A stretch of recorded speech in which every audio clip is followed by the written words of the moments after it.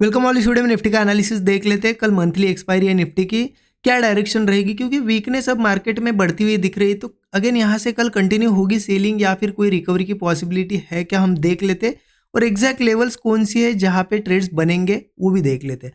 लेकिन उससे पहले यहाँ पे ये जो मंडे का दिन था हमने क्या किया देखते हैं, क्योंकि कहीं ना कहीं अब ये जो वीकनेस कंटिन्यू दिख रही है, अब माइंड हमारा सेलिंग का बन सकता है, व्यू हमारा सेलिंग का बन सकता है। लेकिन इससे पहले मार्केट टॉप पे था, यहाँ पे कहीं ना कहीं सस्टेन भी कर रहा था, तो बुलिश ही हमारा व्यू था मंडे के लिए। अब मैंने कहा ट्रेड प्लान किया, देखिए मैंने फर्स्ट ट्रेड प्लान किया यहाँ पे।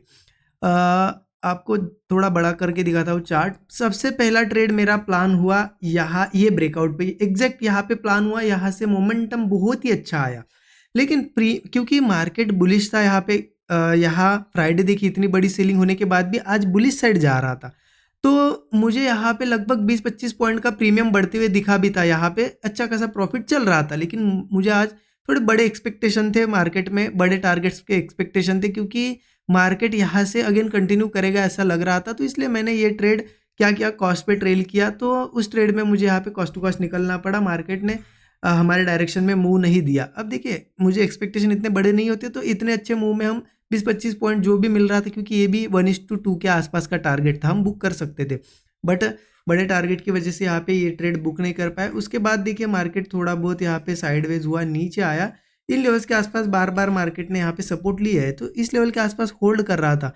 यहाँ पे इस लेवल, यहाँ एक ब्रेकआउट जैसा मुझे दिखा था, ठीक है। ब्रेकआउट अच्छा बना नहीं था, ब्रेकआउट के बाद ट्रेड बनना चाहिए था, लेकिन मैंने अग्रेसिवली यहाँ प्लान कर लिया था, कि मुझे लगा था कि यहाँ पे इतना ज़्यादा सस्टेन करने के बाद एक स्पाइक आ जाएगा मार्केट में। बट यहाँ क्या हुआ, मार्केट थोड़ा सा सस्टेन करने लगा।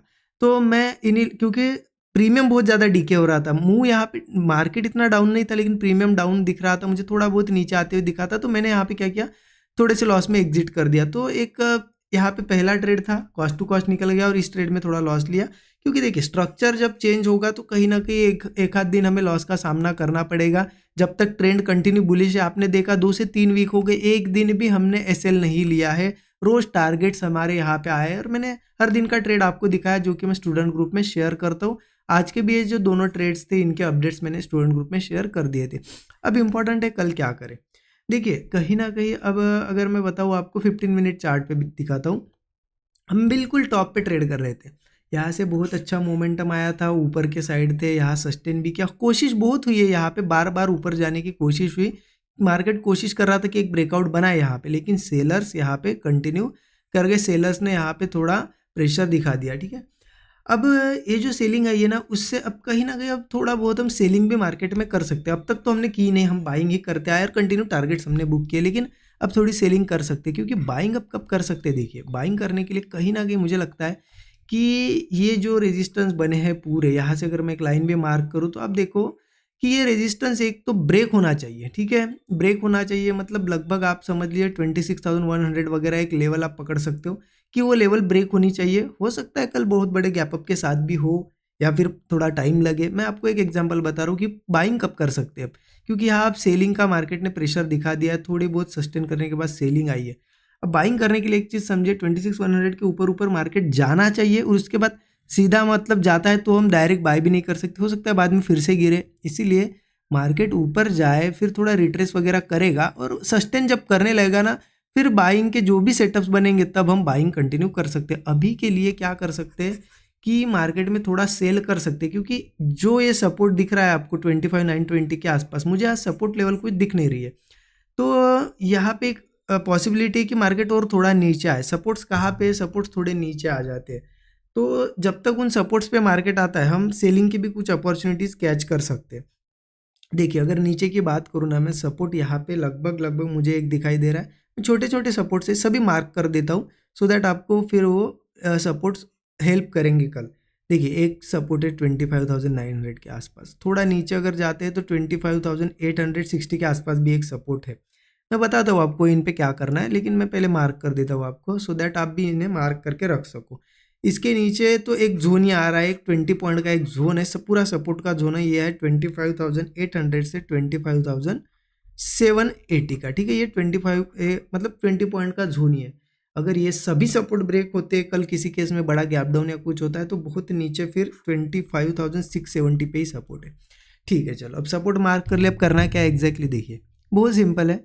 मार्केट सिर्फ यहाँ पे कहीं ना कहीं बायर्स को डराने के लिए नीचे आया होगा, तो कोई ना कोई सपोर्ट से सपोर्ट लेके फिर धीरे धीरे ऊपर जाने लगेगा, राइट। लेकिन अभी हम सपोर्ट पे नहीं है, तो एक चीज़ यहाँ पे हो सकती है कि अगर किसी केस पे फ्लैट या गैप अप होता है या फिर थोड़ा कल यहीं पे ओपन होकर थोड़ा बहुत ऊपर भी जाता हुआ दिखता है, तो मैं डायरेक्टली बाइंग तो नहीं करूँगा। बाइंग के लिए तो अब थोड़ा ये ब्रेकआउट वगैरह होने देना होगा हमें। यहाँ पे मैं वेट करूंगा कि मार्केट में वीकनेस कब आती है। जैसे ही कोई वीकनेस दिखेगी मैं पुट साइड का ट्रेड प्लान करूंगा, क्योंकि ये सपोर्ट टेस्टिंग बाकी है। मार्केट यहाँ से फिर पहले तो ये सपोर्ट पे आएगा, ठीक है। ये ब्रेक होता है फ्लो में तो यहाँ पे आएगा, इसको भी ब्रेक करता है तो फिर इस जोन पे आएगा, और इसको भी ब्रेक करता है तो सीधे 670 के आसपास भी आ सकता है। तो सिंपल है, मार्केट में यहाँ पे कहीं पे भी ट्रेड बनता है, या फिर मान लो कल यहाँ से आपको ओपन होता है, थोड़ा होल्ड करता है और वीकनेस दिखाता है, मतलब कोई ब्रेकडाउन दिखाता है, पुट हम ले सकते हैं। पहला टारगेट ये होगा, फिर ये टारगेट। अगर स्ट्रेंथ रहती है बहुत, आज जैसा ही ऐसा गिरता है बड़ी कैंडल्स के साथ, तो आप होल्ड कर सकते हो, अदरवाइज बुक कर सकते हो। बहुत सिंपल है, ठीक है। अब इतना समझ लीजिए कि सेलिंग अब हम कर सकते हैं मार्केट में, ठीक है। अब किसी केस में मान लो सीधा मार्केट इसी सपोर्ट के आसपास ही ओपन हुआ, तो हम क्या करेंगे। अगर सपोर्ट इस सपोर्ट पे या फिर इस सपोर्ट पे या फिर थोड़ा नीचे भी कहीं पे भी किसी हमारे सपोर्ट के आसपास ओपन होता है और हमें दिखता है कि हाँ सस्टेन कर रहा है सपोर्ट के ऊपर, कोई ब्रेकआउट जैसा बना रहा है, तो हम बाइंग साइड का ट्रेड हम प्लान कर सकते हैं। क्यों? क्योंकि देखिए मार्केट तो वैसे बुलिश है। मार्केट में ये अगर मान लो सेलर्स को सिर्फ इनवाइट करने के लिए मुंह आया है, तो धीरे धीरे फिर सपोर्ट से ऊपर आने लगे। इसलिए हम क्या करेंगे, सपोर्ट पे बाइंग करेंगे।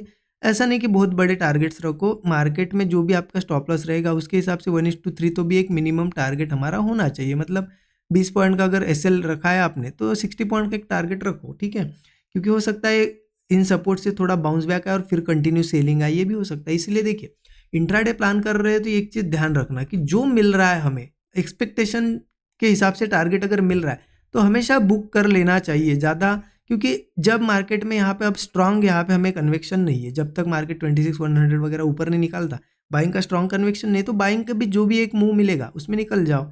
आज यहाँ पे हमें एक बड़े टारगेट ऑल टाइम हाई लगाएगा ऐसा लग रहा था, तो हमने वेट किया, हमने बुक नहीं किया। जो भी 20-25 पॉइंट प्रीमियम बढ़ा था हमने बुक नहीं किया, लेकिन यहाँ पे बुक करना पड़ेगा हमें। तो क्लियर हो गया अब क्या करना है। एक बार मैं आपको अगर रिपीट करूँ सिंपली, देखिए बाइंग 26,100 वगैरह के ऊपर कर सकते हैं, ठीक है। 26,100 के ऊपर अब वो सस्टेन करेगा, रिट्रेस करेगा, उसके बाद जब सस्टेन करेगा तब कर सकते हैं।